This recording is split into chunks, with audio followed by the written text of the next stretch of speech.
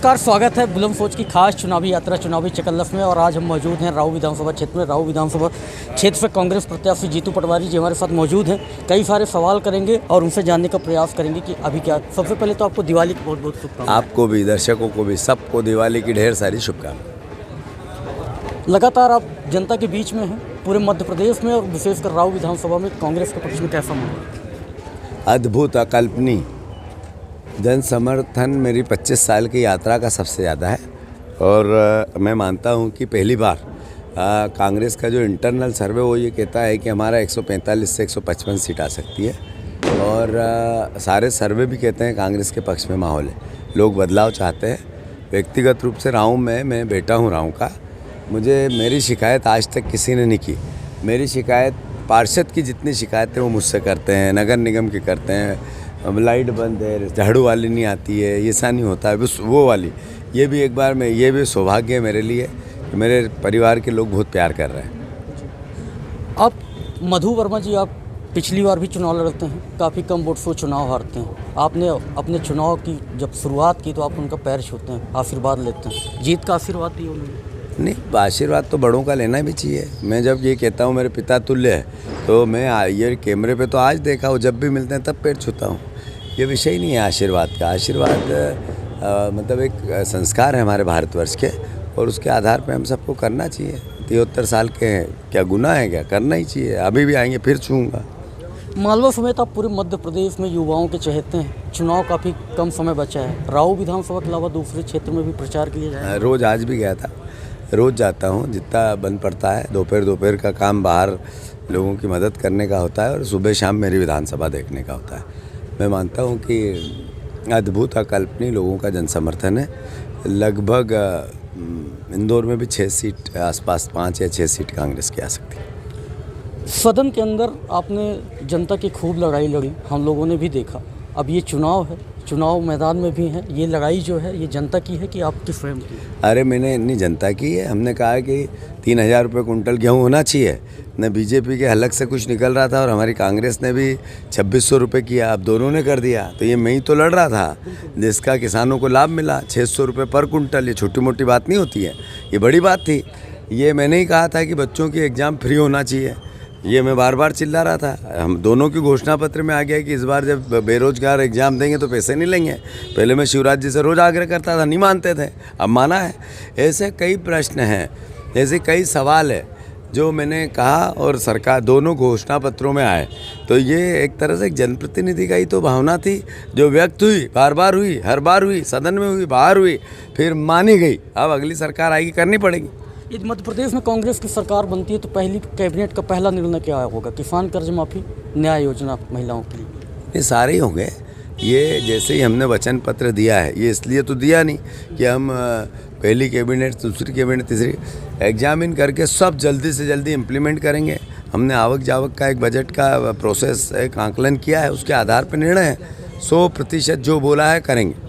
मध्य प्रदेश में बीजेपी राम मंदिर के पूरे भव्य निर्माण के लिए पूरे प्रदेश में होर्डिंग लगाती है और धर्म का एक मुद्दा बनाती है, महंगाई, बेरोजगारी और भ्रष्टाचार। ये मुद्दे क्या धर्म में पीछे चले जाएंगे? ये मोदी जी से पूछो, ये शिवराज जी से पूछो कि उनके चेहरे को आगे क्यों नहीं किया। 20 साल का मुख्यमंत्री अब ये कहता है ये हमारा नेता नहीं है।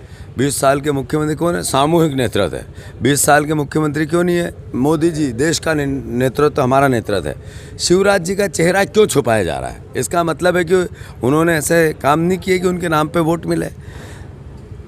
भावनात्मक मुद्दों पे वोट लेकर डिलीवरी नहीं होती है।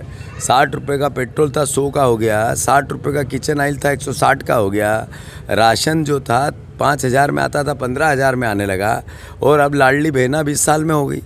लाडली बहना लाडली 20 साल बाद पता चला कि ये बहना लाडली भी है। ये क्या है? ये वोट खरीदने की प्रोसेस है। मैं मानता हूँ कि शिवराज जी ने, भारतीय जनता पार्टी ने गुनाह किया है मध्य प्रदेश के साथ। 1 करोड़ बेरोजगार इस प्रदेश में, सबसे बड़ा कर्जदार प्रदेश हमारा है। 53 हज़ार करोड़, 53 हज़ार रुपये सब पे कर्जा हो गया। भ्रष्टाचार हर साल यह फाइलें जलती है। वल्लभ भवन फाइलें केवल एक ही प्रदेश में डलती है। हम गूगल करते हैं सबसे मुख्यमंत्री झूठा कौन, झूठ बोलने वाला मुख्यमंत्री कौन, गूगल पे करो, शिवराज जी आने लग जाते हैं। यार ये क्या हो रहा है? कैसा प्रदेश बनाया आपने? ये क्यों हुआ? 30,000 रजिस्टर्ड झूठ बोल दिया आपने, ये कर दूंगा, वो कर दूंगा, वो कर दूंगा। क्या होता है ये? हाथ हिला हिला के बोले खूब, किया कुछ नहीं। अल्टीमेटली भावनात्मक मुद्दों पे वोट लेना चाहते हैं। पिछली बार भी किया था, उससे पिछली बार भी किया था, क्योंकि हमारे देश के परिवार के लोग लोकतंत्र में जो निर्णय लेते हैं वो सर माथे पे होता है, उनको हम चुनौती नहीं देते। पर सच ये है कि भावनात्मक मुद्दों पे देश का भला नहीं हो सकता है। देश का भला प्रैक्टिकल मुद्दों पे हो सकता है। अरे आपने रोजगार को मोटिव बनाकर, भ्रष्टाचार को मोटिव बनाकर, महंगाई को मोटिव बनाकर देश में प्रदेश में चुनाव लड़े, तीनों पे पराकाष्ठा कर दी। क्यों? आपने अपनी विधानसभा में एक नारा दिया, मेरी विधानसभा मेरा परिवार। लगभग मध्य प्रदेश के सभी नेता इसको कॉपी कर रहे हैं, इस नारे को। तो अच्छी बात है ना। हमारे राँव के निवासियों के लिए, यहाँ के परिवारजनों के लिए सौभाग्य है हमारा कि हमने जो चालू किया वो प्रदेश ने और देश ने अपना लिया। सारी पार्टी के लोग कहने लगे, सब विधायक जो लड़ता मेरा परिवार मेरा। अच्छी बात है, मतलब हम सही थे। तो हमारी बोलने में और करने में अंतर है। आपने मुझे कहा आपके पैर छूते हो, इसीलिए तो छूता हूँ कि मेरी विधानसभा मेरा परिवार। मैंने कभी नहीं देखा कि ये बीजेपी का है या मेरा विरोधी है या मेरी विचारधारा के बाहर है। हम देखते हैं कि परिवार है, जो जनता निर्णय देगी, जिम्मेवारी देगी, स्वीकार करेंगे। मैं चौथा चुनाव या अकल्पनीय मतलब एक जगह से 4 चुनाव लड़ लेना और फिर भी पीछे से गालियाँ नहीं पड़ना और प्रोत्साहन मिलना, यही तो कारण है कि परिवार है। परिवार के बेटे को प्यार है, और प्यार और दुलार हमेशा विन होता है, जीतता है। कांग्रेस की सरकार बनती है और आप चुनाव जीतते हैं, तो राव का विकास कैसे करेंगे? हमारा, मैंने कहा, बुधनी से ज़्यादा विकसित है हमारी विधानसभा। ये रोड आप जो आ रहे हो, देख रहे हो, ये छोटी सी थी, ये डबल हमने ही करवाई।